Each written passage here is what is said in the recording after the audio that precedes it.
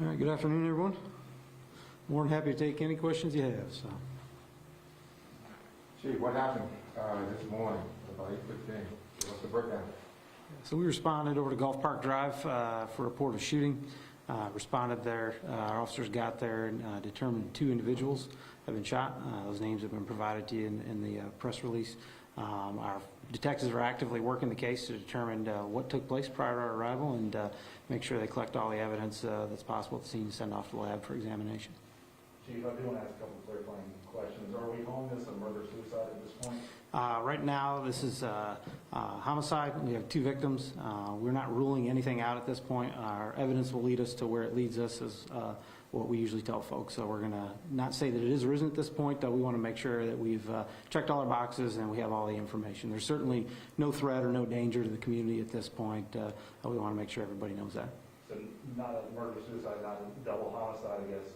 I'm just trying to figure out how I want to word this so that people understand correctly. Yeah, so again, we're going to make sure that we look through all the evidence, talk to everybody we need to talk to determine what exactly took place. We're not ruling that out at this point. But again, we don't have any reason to believe that anybody in the community's safety is in jeopardy. And then just one more clarifying question. Can you clarify the relationship of the 2 victims to each other? Yeah, certainly. Mr. and Mrs. Robertson were husband and wife. Okay, thank you. Any word from family members that you can share with us who may have been in the house or connected to the couple? Yeah, so we've talked to several family members. Our detectives have talked to several family members, as well as other folks that may or may not have been involved in the situation, like we always do in any type of death investigation, to make sure we've got all the information. We're not going to disclose anything that they share with us at this point. Just, this is a former chief of police. What's, the feeling around the department and for you personally right now? Yeah, Chief Robertson retired in 1987, so there are no sworn officers remaining at the police department right now that worked under his command. Our longest tenured police officer here, sworn officer, was hired in 1988, so just after Chief Robertson left. It's certainly, anytime there's a loss of life, regardless of who that person is, what their title is, or where they work, that's something that concerns us as a police department. Obviously, this hits home a little bit. I'm not going to sit here and tell you otherwise. This is somebody who spent 32 years of his life at the police department, but we need to make sure this case is investigated without giving that consideration, quite honestly. We're going to make sure that we do everything that we can to investigate this, to determine factually what happened, and then take appropriate steps if there are any after that. Did you have any personal relationship with them prior, So I used to run into the former Chief Robertson at a FBI National Academy event we'd host here annually prior to COVID. Of course, it got shut down during COVID, but he'd come out. We'd bring in law enforcement folks from all around the state for an event once a year, and he was one of the folks that helped get that event started many, many years ago, so we'd run into him there and see him there usually about once a year. Were there any prior domestic situations between them that are known? That's something we'll look into to determine, not to my knowledge at this point, but that's something our detectives will be looking into to find out. Chief, I noticed you're wearing the black band on your badge. Is that from maybe Bridgewater, or are you looking into, are you wearing the badge because of what happened today? Yeah, so the shrouds our officers are wearing, they've been wearing since the death of the 2 officers from Bridgewater. That's something that we traditionally do. Anytime a Virginia law enforcement officer is killed in the line of duty, we'll shroud our badges from the date of their death until their funeral services are over. So the shroud you see me wearing and the other officers wearing is something we've been wearing since the tragic loss and death of the 2 officers in Bridgewater.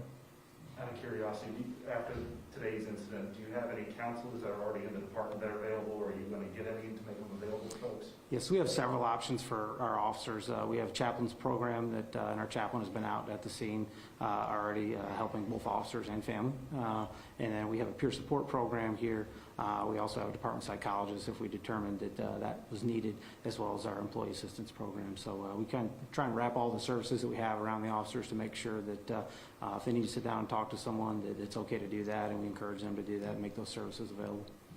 I know you said you had run into the former chief. Was he involved with LBD in any capacity? Maybe he's seen officers or anything in the last few years? Not that I'm aware of. I think most of his interactions was just social type events where he would be at things like the event we put on with the FBI National Academy Associates and things like that.